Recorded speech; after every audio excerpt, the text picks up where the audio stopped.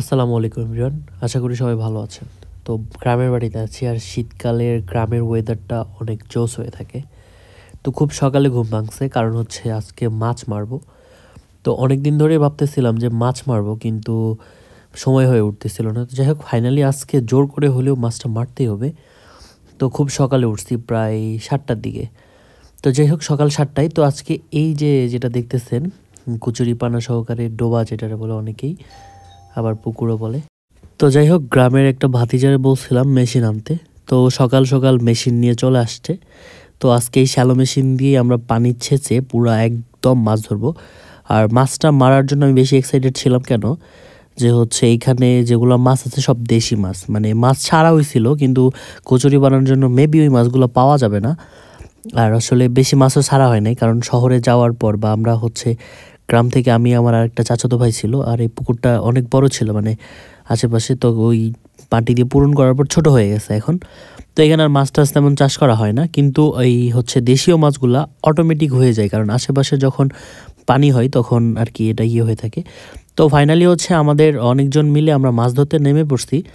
তো এদিকে পানি উঠতেছে আর এদিকে হচ্ছে কচুরি বানা পরিষ্কার করতেছি আর মাছ ধরতেছি। তো আর দেরি সহ্য হইতেছে না, সবাই মিলে মাছ ধরতেছি আর কচুরি বানা পরিষ্কার করতেছি। অনেকগুলো টাকি মাছ পাইছি আর কি। তো যাই হোক, পুকুরের অনেকক্ষণ পানি ওঠার পরে একটা সাইড মানে উঁচু নিচু হয়ে গেছে পুকুরটা, অনেকদিন ধরে মাছ মারা হয় না দেখে এর অবস্থা। তো আর কি এক পাশ থেকে মেশিনটা চেঞ্জ করে অন্য পাশে দিয়ে আবারও মাছ মারার হচ্ছে প্রিপারেশান নিচ্ছি। তো প্রথমে ভাবছিলাম হয়তো মাছ নেই বেশি, কিন্তু পরবর্তীতে আস্তে আস্তে এত পরিমাণ মাছ পাওয়া যাচ্ছিল যে মন খুশি হয়ে যাচ্ছিল।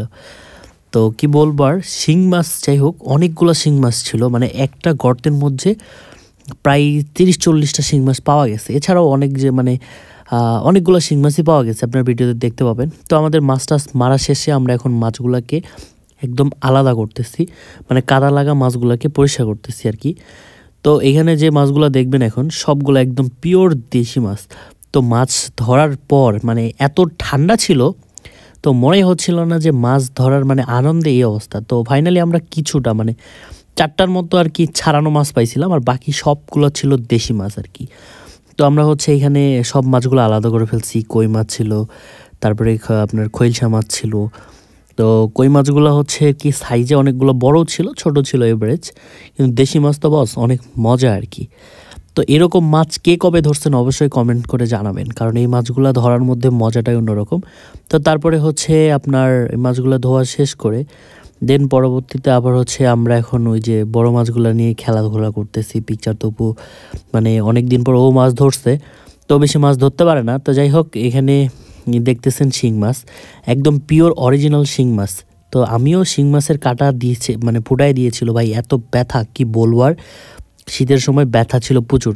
তো যাই হোক, এই হচ্ছে আমার মানে ফ্রেশ করার পরে আমরা এতগুলো মাছ পেয়েছি, একদম পিওর অরিজিনাল দেশি মাছ। মানে মাগুর মাছ ছিল, শিং মাছ ছিল, আপনার হচ্ছে টাকি মাছ ছিল, সহকারে অনেকগুলো মাছ ছিল আর কি। শৈল মাছ ছিল, কয়েকটা বড় শৈলও পাইছিলাম। তো যাই হোক, এই মাছগুলোর এত টেস্ট মানে এত মজা। তো আসলে কবে মাছ ধরছেন লাস্ট, এটা আমাকে কমেন্ট করে যাবেন। ভালো থাকবেন।